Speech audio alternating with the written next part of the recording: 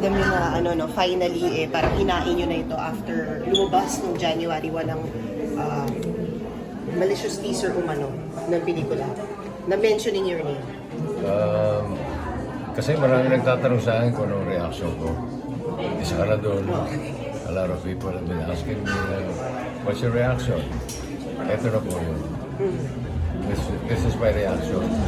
Kung naman may mga katanungan kayo, si Atty. Bungkong sasagutin. And bilang isang, of course, kaligay ng showbiz industry, gaano kahalaga na gumagawa tayo ng mga ganitong hakbang pagka may ganitong mga lumalabas that seems to be an attack to your persona? Ako, wala naman akong pinipersonal. But I'm just against irresponsible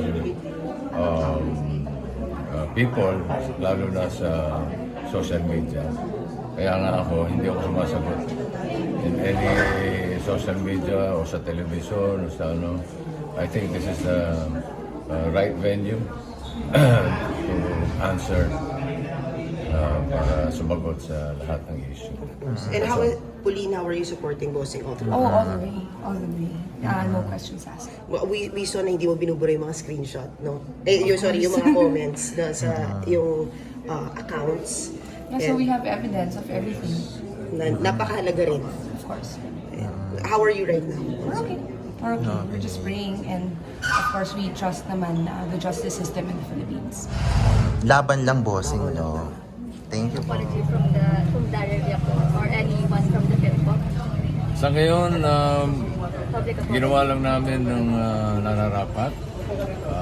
Kung ano yung nararamdaman ko.